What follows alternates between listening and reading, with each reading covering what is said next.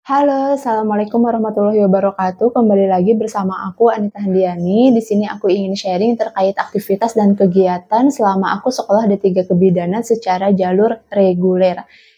Jadi aku ngambil jalur reguler karena waktu itu aku baru lulus dari SMA langsung kuliah, jadi udah layaknya mahasiswa kayak biasa. Nah, mohon maaf ya teman-teman, suaranya agak berisik karena kebetulan ini hari Minggu, jadi banyak orang yang lalu lalang.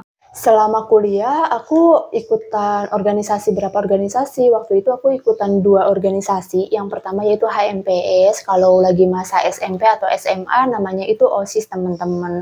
Aku di divisi advokasi, jadi kerjaannya itu nggak nentu, karena emang nggak efektif juga gitu. Soalnya bidan itu banyak banget kegiatan seperti tugas individu, kemudian tugas kelompok, presentasi, dan yang lainnya.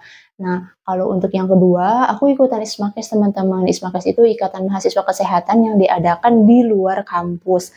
Jadi, semua kampus itu ada, gak hanya kampus aku aja, seperti Unpad, kemudian Stikes Bakti Kencana, Poltekkes, dan yang lainnya itu bener-bener nyatu di salah satu organisasi yang namanya itu ISMAKES. Aku kebagian di Korwil 3 atau Korwil 5. Namun, karena bidan itu sibuk, jadi aku itu waktunya bener-bener gak efektif banget.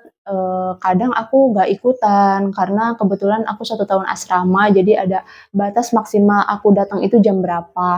Sementara dari asrama aku harus pulang jam 7 malam. Nah, organisasi itu biasanya sampai larut malam, baru pulang itu nggak bisa. Apalagi yang namanya Ismakes karena adanya di luar kampus, ya nggak sesuai gitu. Jadi kadang berlawanan dengan aktivitas di kampus. Pertanyaannya, apakah boleh kita mengikuti organisasi setelah kita menjadi seorang mahasiswi? Boleh, boleh aja. Yang penting kita harus bisa menyinkronkan antara waktu sekolah atau belajar dengan organisasi tersendiri. Jangan sampai organisasinya itu terbengkalai dan IPK kita itu kecil. Karena kenapa? Kalau misalkan kita ingin ikutan CPNS atau misalkan kita ingin lanjut sekolah ke universitas ternama, itu ada syarat-syaratnya teman-teman. Contohnya, misalkan akreditasinya kalau kampus swasta itu harus B, kemudian IPK-nya minimal 3, nah kayak gitu. Jadi kita harus benar-benar memperhatikan nilai kita. Dan yang kedua itu pada saat masa sekolah atau masa kuliah, per mata kuliah itu ada SKS teman-teman. Biasanya misalkan aku ahli kebidanan, ternyata dia memiliki 3 SKS. Kalau misalkan satu SKS-nya itu 80.000 dikali 3, maka jadi 240.000 teman-teman. Jadi kalau misalkan nilai kita jelek, kemudian kita remed, ya kita harus bayar dengan harga 240.000. Kalau remed lagi, bayar lagi, terus aja kayak gitu. Jadi seusaha mungkin kalau bisa fokus belajar yang utama, jangan sampai remed terus-terusan. Kemudian untuk sistem kuliahnya seperti apa? Nah, untuk semasa kuliah itu kita agak kayak anak SMA. Jadi kuliahnya itu kalau anak SMA kan dari pagi ya sampai siang. Kalau kuliah itu jam berapa dosen kita bisa ngajar ya kita baru ke kampus. Contohnya, misalkan hari ini hanya ada jadwal di jam 1 dan jam 5 sore. Ya kita nanti ke kampus di jam 1, kemudian bisa pulang dulu, kemudian ke kampus lagi di jam 5.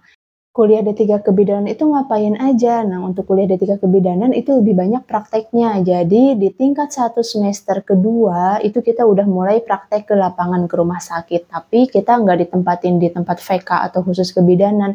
Biasanya kita di umum dulu, jadi sama kayak perawat. Entah itu perawatan luka, atau misalkan kita di IGD, atau misalkan kita di ruangan anak. Nah, setelah nanti tingkat 2, baru kita naik jabatan teman-teman, yang artinya kita betul-betul ditugaskan di bagian persalinan di ruangan VK, kemudian di ruangan NIPAS, kadang kita juga bisa di ruangan anak. Dengan seiringnya tingkatan semester yang semakin tinggi, nanti kita bisa masuk ke ruang OK. Kalau misalkan dokter spesialisnya itu mengizinkan untuk kita masuk ke ruangan OK, tapi hanya sekedar melihat tindakan yang dilakukan oleh perawat yang ada di ruang OK, kemudian oleh dokternya. Nah, selebihnya kalau misalkan kita mau praktek secara mandiri atau magang, misalkan kita punya bidan senior, boleh banget karena itu bisa mengasah ilmu kita lebih dalam lagi. Sebelum ke rumah sakit apakah ada praktek terlebih dahulu, Kak? Ada, teman-teman. Jadi sebelum ke rumah sakit kita ada namanya skill lab. Nah, itu kita akan diasah terus-terusan dalam uji prakteknya kita. Ada remedialnya? Ada. Jadi selama kita belajar itu harus difokuskan apa hal yang kita tidak diketahui, maka tanyakan secara detail. Kalau misalkan sekiranya kita merasa belum paham, ya terus aja belajar, jangan sampai kita terus-terusan remed karena waktunya itu akan terbuang sia-sia.